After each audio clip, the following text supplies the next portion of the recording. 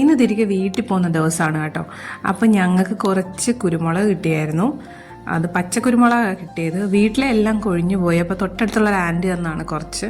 അപ്പോൾ അതൊക്കെ ഞാൻ ഉണങ്ങാനായിട്ടിട്ടു. 2-3 ദിവസത്തെ വെയിലൊക്കെ കൊണ്ടു. എന്നിട്ട് പിന്നെ ഞാൻ അത് തണ്ടേന്നെല്ലാം അടർത്തി എടുക്കുകയാണ്.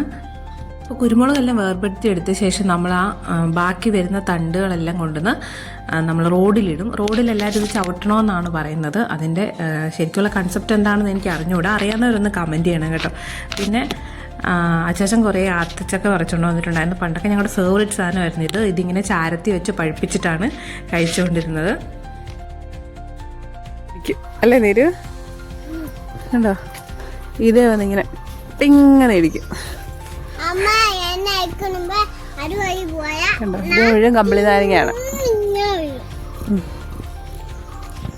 കമ്പിളി നാരങ്ങയുടെ വെയിറ്റ് കാരണം ഇതിങ്ങനെ തൂങ്ങി മരം ഫുള്ളിങ്ങനെ സൈഡിലോട്ടായി. ഇനി കണ്ടോ എത്ര എണ്ണം ഉണ്ടെന്ന് നോക്ക്.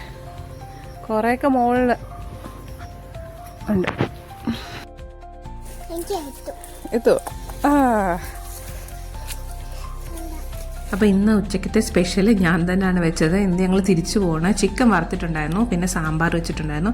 പിന്നെ സാമ്പാർ അമ്മയാണ് വെച്ചത്, അവസാനം ഞാൻ ചേർത്തത് മാത്രമേ ഉള്ളൂ. എനിക്ക് ഈ സാമ്പാർ ഭയങ്കര ഇഷ്ടമായി, ഇങ്ങനെ കുറുകിയിരിക്കുന്നത്. പിന്നെ കൂർക്ക മെഴുക്കുവരട്ടി ഉണ്ടായിരുന്നു. പിന്നെ ഓഫ് കോഴ്സ് നമുക്ക് ഇലത്തോരൻ ഒഴിവാക്കാൻ പറ്റത്തില്ല, അതുകൊണ്ട് തന്നെ മുരിങ്ങയില തോരൻ ഉണ്ടായിരുന്നു. ഞാൻ എപ്പോൾ ഇവിടെ വന്നാലും മാക്സിമം ഇലത്തോരൻ കഴിക്കാനായിട്ട് നോക്കും.